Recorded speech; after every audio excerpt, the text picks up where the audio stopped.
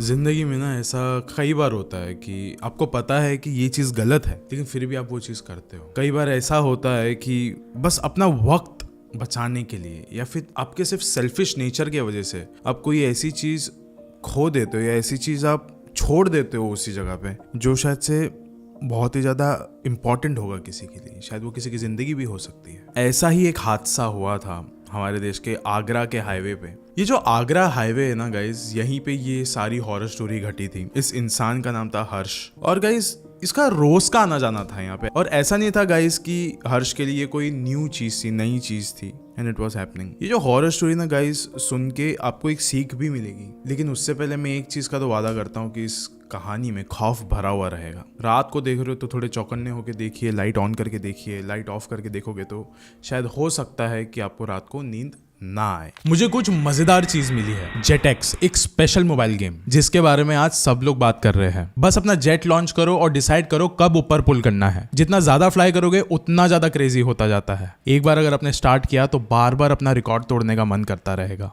ये सब उस येलो ब्लैक ऐप में है जो हम सब जानते हैं, फास्ट, कूल और फुल ऑफ एक्शंस। वहां बहुत ज्यादा ट्रेंडिंग गेम्स है, लेकिन ये वाला मेरा पर्सनल फेवरेट है। लेकिन ये वीडियो शुरू करने से पहले ऐसे ही और horror, mysterious and historical videos देखने के लिए सब्सक्राइब कर दीजिए इस चैनल को, एंड गाइस प्लीज कर दीजिए। प्लस एक और एक चीज़ मैं आपको कहना चाहूँगा, लाइक कीजिए इस वीडियो को। हम लोग बहुत मेहनत से बनाते हैं ये सारे वीडियोस, एंड आपके जब भी हम लाइक्स देखते हैं या फिर कमेंट्स देखते हैं तो फिर हमको बहुत ज़्यादा खुशी होती है और ज़्यादा मोटिवेशन मिलता है कि हम लोग अगला जो वीडियो है वो और ज़्यादा जल्दी डालें। तो प्लीज़ लाइक कर दीजिए एंड कमेंट्स में बताइए आपको कैसा लग रहा है। अब ये कहानी शुरू होती है।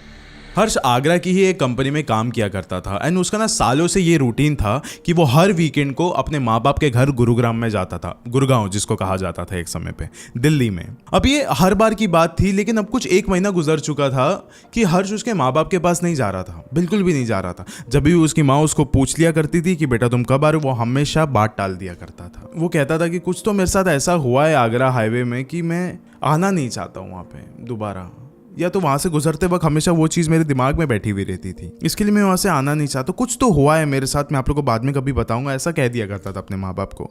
लेकिन अब ये एक बार की बात है जब हर्ष की माँ ने उसको कॉल किया और कहा कि बेटा तुम्हारे पिता की थोड़ी सी तबीयत ठीक नहीं है। ऐसा नहीं कि उनको कुछ होने वाला है, लेकिन उनकी तबीयत ठीक नहीं है। He is still fine, but तबीयत ठीक नहीं। एक बार अगर तुम आके मिल लोगे तो शायद से विल बी फीलिंग गुड। अब हर्ष के पास कोई और ऑप्शन नहीं था, है तो उसके माँ बाप ही, बट ऑब्वियस वो कब तक छुपेगा ये सारी चीज़ों से, मिलना तो है ही उसको। उसने अपना बैग उठाया, ये थी फ्राइडे की नाइट, सैटरडे और संडे उसको छुट्टी था, और उसने अपनी बैग उठाई एंड वो निकल गया गुड़गांव के लिए। बहुत ज़्यादा ठंड का मौसम था, एकदम कोहरा छाया हुआ था रास्ते पर। हर्ष को एक चीज़ बहुत अच्छे से पता थी कि अगर इस हाईवे पर मुझसे कुछ भी गलती हुई तो मेरा एक्सीडेंट बड़े आराम से हो जाएगा। तो उसने पार्किंग लॉट का ये जो पार्किंग साइन होता है वो उसने ऑन करके रखा होता, ताकि वो जो लाइट से पीछे ब्लिंक होती रहे एंड लोगों को पता चले कि आगे भी एक गाड़ी चल रही है, ताकि कुछ मिसहैप ना हो जाए। अब वो गाड़ी चला रहा है बड़े शांति से, एंड जो रास्ता था वो बहुत ही ज़्यादा खाली था, कोई भी नहीं दिख रहा था इतना। अब अचानक से उसने अपने लेफ्ट साइड पे देखा, उसने देखा कि एक लड़की खड़ी है एंड वो ना लिफ्ट मांग रही है।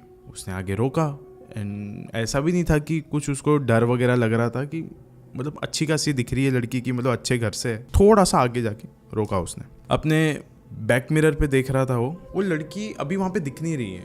उसको लगा शायद से चल के आ रही हो, वो ऐसा लेफ्ट साइड पे बस देख रहा है, और तभी राइट साइड पे खिड़की पे किसी ने नॉक किया। नॉक करने के बाद इसने वो शीशा नीचे किया।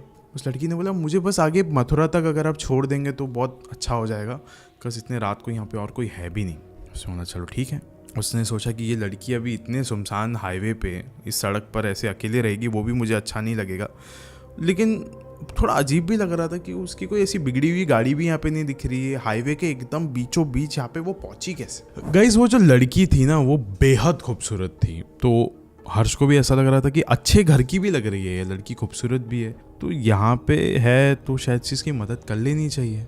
थोड़े वक्त उसने आसपास देखा, उसने बोला कुछ लोग तो नहीं है आसपास, क्योंकि ऐसा अक्सर होता है कि ऐसे सुनसान रास्तों पर जो लुटेरे होते हैं वो बैठे हुए रहते हैं, किसी लड़की का इस्तेमाल करके वो जो राहगीर रहते हैं उन पे हमला कर देते हैं। अब उसके बाद सारी चीज़ देखने के बाद, वैलिडेशन करने के बाद उसने बोला कि चलो ठीक है, आप आ जाओ, आके बैठ जाओ, मैं आपको आपके मंजिल तक पहुंचा दूंगा। उसने फिर गाड़ी में बैठे बैठे उसको पूछा कि एक अकेली लड़की यहाँ पे हाईवे के बीचों बीच क्या कर रही है। उसने कहा कि मैं आप जैसे ही राहगीरों का साथ ले लेकर यहाँ तक पहुंची हूँ, कुछ लोगों ने मुझे यहाँ तक छोड़ा, कुछ लोगों ने मुझे वहाँ तक छोड़ा, बस अब मेरा लास्ट ये था, अब आप बस मुझे मथुरा पहुँचा दीजिए। हर्ष ने कहा हाँ हाँ वो तो मैं पहुँचा ही दूंगा, लेकिन यहाँ पे आप आई कैसे? फिर उसने कहा कि मैं बहुत दूर रहती हूँ और वहाँ पे ना लोगों ने मेरे साथ कुछ अच्छा नहीं किया और मेरे खुद के पिता ने मेरे साथ अच्छा नहीं किया और इसी कारण मैं अपना घर छोड़ के आ गई हूँ। हर्ष ने अभी यही सोचा था कि मतलब क्या वाकई में ये अपने घर से भाग के आई है, और उसी समय ना उसकी जो नज़र थी वो उसके बैक मिरर पे गई। उसने देखा कि पीछे की सीट पर ही ये जो लड़की बैठी है उसके बगल में, वैसी ही एक लड़की उसके बैक सीट पर भी बैठी है, लेकिन इस बार वो खून से लिपटी हुई है। हर्ष एकदम से डर गया। उसने अपनी आंखें मली और बैक मिरर पे वापस से देखा तो पीछे कोई भी नहीं था। उसको लगा कि शायद से रात बहुत ज्यादा हो रही है, ये कोई मेरा बस एक वहम रहेगा। और उसी समय वो ये सब सोच रहा है कि उस लड़की ने उसको पूछा कि आप यहाँ पे हमेशा आते जाते रहते हो? उसने कहा हाँ अक्सर आता जाता रहता हूँ, लेकिन बस अभी 1 महीने से थोड़ा नहीं आया हूँ। फिर उसने कहा कि क्यों नहीं आते यहाँ पे वापस से आप, मतलब कुछ हुआ क्या ऐसा आपके साथ? तो उसने कहा हाँ कुछ हुआ था मेरे साथ, इस रीज़न की वजह से नहीं आता जाता हूँ मैं। अरे ऐसा कुछ तो हो गया था मेरे साथ। उस लड़की को कहा उसने कि मैं अपने माँ बाप को तक मिलने नहीं जा रहा था, अब जाके फाइनली हिम्मत आई है कि मैं अपने माँ बाप के घर जा सकता हूँ। उसने कहा कि माँ बाप के साथ कुछ हुआ था? उसने कहा अरे नहीं इस रास्ते पर कुछ हुआ था। उसने बोला हुआ क्या था? उसने कहा वो बहुत प्राइवेट है, मैं नहीं बता सकता। उसने कहा यार रास्ता बहुत लंबा है एंड मैं चाहती हूँ कि आप कुछ तो बताओ, मैं इतने समय से किसी को मिली नहीं हूँ, तो अगर आप मुझे बस ये बता दोगे तो मुझे भी अच्छा लगेगा थोड़ा। फिर उसने कहा कि ये 1 महीने पहले की बात है, जब मैं अपने माँ बाप को मिलने जा रहा था। उस समय मैं देखा कि रात का ही समय हो रहा था, कुछ 1-1:30 बज रहे थे। मेरे आगे एक और एक गाड़ी चल रही थी, उसके अंदर कुछ नौजवान थे जो गाड़ी चला रहे थे नशे के हालत में एकदम। उसने कहा कि आगे ही एक लड़की खड़ी थी जो कि लिफ्ट मांग रही थी और मेरे आगे वाली गाड़ी ने उनको ठोक दिया और मैंने अपनी गाड़ी एकदम स्किड करके वहीं पे रोक दी, इमरजेंसी ब्रेक लगा के। फिर उसके बाद जैसे मैं बाहर उतरा उस लड़की को देखा, एकदम अधमरी हालत में थी वो लड़की। ऐसा लग नहीं रहा था कि ये जिएगी बिल्कुल भी।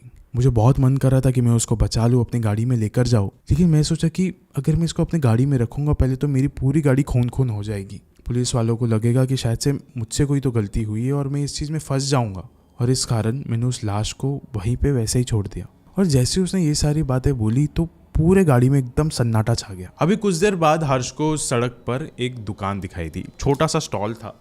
एंड उसके बाद क्या हुआ कि उसने सोचा कि अभी मैं यहीं से कुछ पानी की बोतलें ले लूंगा, कुछ खाने के लिए वगैरह ले लूंगा, क्योंकि रास्ता बहुत ज़्यादा लंबा है। तो वो गाड़ी से उतरा एंड वो अभी दूसरे साइड गया एंड वो जो लड़की थी उसका भी दरवाज़ा खोला एंड उसको कहा कि आप भी जाके फ्रेश हो जाओ, रास्ता बहुत ज़्यादा लंबा है, एक बार जाके आप फ्रेश होके आ जाओ। फिर उसने कहा कि नहीं मुझे नहीं जाना है, आप जाओ। और ऐसी बातें करते करते फिर वहाँ से उसका दरवाज़ा बंद किया एंड आ गया उस स्टॉल के पास। आया, फिर उसने कहा कि भाई साहब एक पानी की बोतलें दो, ये बिस्किट, ये वेफर, ऐसा ये सब कुछ दो। फिर वो दुकान है ना, थोड़ी देर के लिए ये सब सामान देने के बाद उसको घूरता रहा। फिर हर्ष ने कहा कि अरे भाई ऐसा घूर क्यों रहे हो मेरे को? फिर उसके बाद उसने कहा कि भाई साहब आपकी तबीयत तो ठीक है?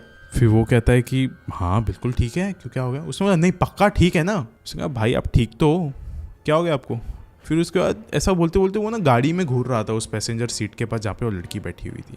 फिर उसके बाद हर्ष ने बोला कि भाई ये सब कुछ क्या कर रहे हो यार? आपके घर पे औरतें नहीं है क्या, माँ बहनें नहीं है, ये सब कुछ कर रहे हो, पागल वगैरह हो गए हो? उसने कहा मैं तो नहीं, लेकिन तुम तो ज़रूर मुझे पागल लग रहे हो। उसने कहा कि भाई ठीक हो ना आप? रात हो गई है बहुत ज़्यादा, आप कुछ दारू वगैरह पी के बैठे हो ना? आप पी के बैठे हो, कैसी कैसी हरकतें कर रहे हो? आप जाओ अपना सामान लेकर, मुझे भी अपनी दुकान बंद करनी है। कैसे कैसे लोग आ जाते हैं यहाँ पे। फिर कहता हर्ष ने बोला कि अरे ये क्या हो गया मेरे साथ अचानक से, इतने रास्ते में कोई मिला नहीं मुझे, अब फाइनली कोई मिला और वो भी मुझे पागल समझ रहा है। उसके बाद ये सब बोल के वो अपनी गाड़ी में बैठ गया। अब हर्ष ना ऐसा चाहता था कि जल्द से जल्द बस मैं इस लड़की को अभी मथुरा में पहुंचा दूं, क्योंकि ये कुछ बोल भी नहीं रही है, कुछ भी नहीं कर रही है। और अभी उन्होंने फाइनली हाईवे छोड़ दिया था और बस एक जंगल वाला एक रास्ता था, वहाँ से अब वो लोग निकल रहे थे। अचानक से ना उस लड़की ने पूछा कि उस लड़की को आपने क्यों नहीं बचाया? अब बचा सकते थे ना, आपको पता है ना वो वापस से जी सकती थी। फिर हर्ष अपने आप को डिफेंड करने ही वाला था कि नहीं मैंने ऐसा नहीं किया, ऐसा नहीं सोच रहा था मैं। उस समय अलग माइंड स्पेस पे था कि वो लड़की वापस कहने लग गई,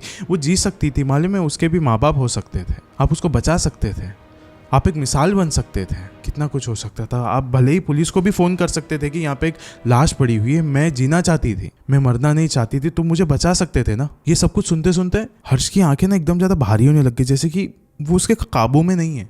कोई अलग ही चीज उसको अभी कंट्रोल कर रही है। He is been possessed by something else. And अब ऐसा लग रहा था कि कुछ तो हो रहा है मुझे, कुछ तो हो रहा है। और वो लड़की भी बोले जा रही मुझे बचाना चाहिए था, मुझे बचाना चाहिए था, मुझे बचाना चाहिए था। वहीं पे उसने कहीं पे तो गाड़ी रोकी, इन गाड़ी से उतर के वहीं पे नीचे गिर गया। हर्ष की एकदम धुंधली सी आंखों से वो अब एक चीज देख सकता था कि उसके आसपास बहुत सारे लोग आ चुके हैं, घेरा बना के खड़े थे एकदम सर्कुलर में।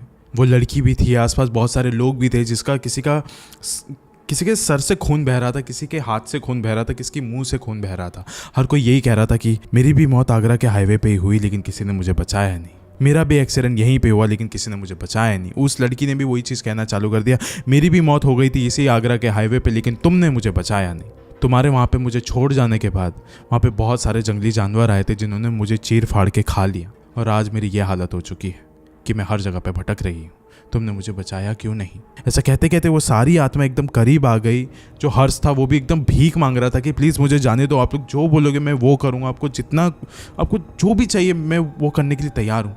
ऐसा बोलते बोलते उसकी आंखें बंद हो गई। और जैसे ही उसकी आंखें इस बार खुली, वो वहीं पे था जहाँ से उसने उस लड़की को पिकअप किया था। उसकी गाड़ी में कोई भी नहीं था इस बार। जल्दी से उसने गाड़ी स्टार्ट करी और वो निकल गया गुड़गांव के लिए। जब इस बार उसने अपने बैक मिरर पे देखा तो वो आराम से देख सकता था कि वो औरत अभी भी वहीं पे खड़ी है और किसी की लिफ्ट मांग रही है। और उसने ये भी देखा कि अब एक गाड़ी रुकी है उसके पास और वो लड़की चलते हुए उस गाड़ी के अंदर जा रही है। आज इस वीडियो के अंत में ना मैं आपसे बस इतना ही कहना चाहता हूँ कि आप कहीं पर भी हो, अगर कोई इंसान मौत के करीब है ना, उसको बचाओ, उसको बचाओ ही बचाओ। क्या पता उस इंसान के लिए या आपके लिए वो इंसान इतना ज़्यादा अहम ना हो, लेकिन इस दुनिया में और भी बहुत सारे लोग होंगे जिसके लिए वो इंसान बहुत ज़्यादा अहम हो सकता है वो किसी का बाप हो सकता है वो किसी का बेटा हो सकता है वो किसी का भाई हो सकता है कि वो आप भी क्यों ना हो। चौकन्ने रहिए, मदद कीजिए, नेक दिल बनिए। माय नेम इज़ अमान पारकर और मैं मिलूंगा अभी आपको मेरे नेक्स्ट वीडियो में। शुक्रिया।